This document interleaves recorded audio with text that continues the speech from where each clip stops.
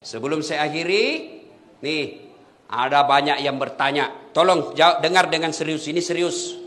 Di banyak yang bertanya di medsos, supaya sekali jawab enak sini.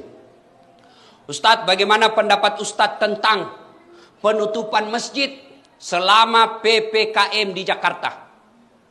Satu, saya pengikut fatwa Majelis Ulama, bukan pribadi. Ustadz manapun saya lebih memilih Ustadz Majelis Ulama, bukan pribadinya. Namanya majelis, kumpulan orang-orang hebat di dalam Majelis Ulama. Di majelis itu ada ahli fikih, ada ahli sejarah, ada ahli bahasa, ada ahli filsafat, ada ahli sosial. Semua berkumpul, bermusyawarah dan memutuskan rumah ibadah di PPKM untuk sementara dianjurkan untuk tidak datang ke masjid. Tapi di Jakarta, bukan di Pindrang. Tidak semua masjid di Indonesia ditutup, khusus Jakarta. Kenapa Jakarta? Terlalu banyak korban COVID. Maka Majelis Ulama menganjurkan untuk sementara beribadah di rumah. Tuh. Yang kedua, berkait ini. Bertanya, kenapa masjid ditutup, pasar dibuka? Ya kan biasa kita bertanya begitu toh? Paham ima deceng. Paham dengan baik. Semua fungsi-fungsi masjid boleh dipindahkan dan dilakukan di rumah.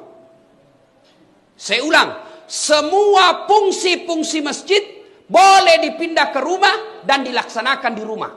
Apa maksudnya? Sholat berjamaah boleh di rumah. Berdoa boleh di rumah.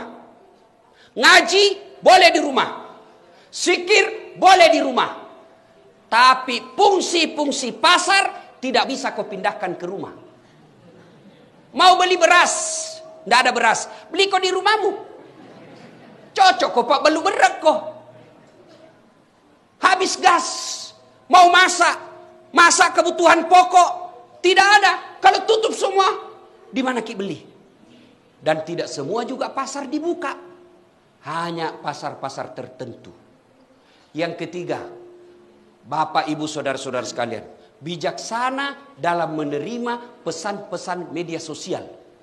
Karena ada pesan media sosial yang sentimen memang di-share saja yang benci-benci.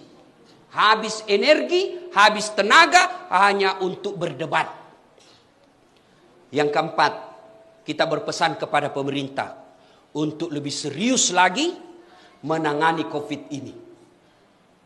Yang kelima, kepada saudara-saudara kami para pengusaha, kepada saudara-saudara kami para pengusaha, terutama mereka yang bergerak di bisnis alat kesehatan, tolong jangan jadikan COVID ini, jangan jadikan wabah ini sebagai ladang bisnis.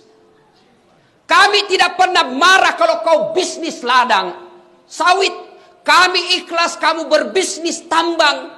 Tapi tolong jangan jadikan COVID ini sebagai ladang bisnis di antara kalian. Kasihan masyarakat kita.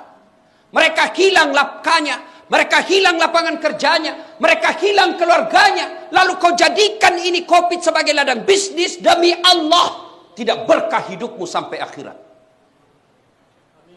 Mudah-mudahan COVID ini segera berlalu. Tidak enak kita punya hidup selama COVID. Kemana-mana tutup masker. Kemana-mana kita selalu stres. Sampai di rumah ada juga lebih menakutkan lagi.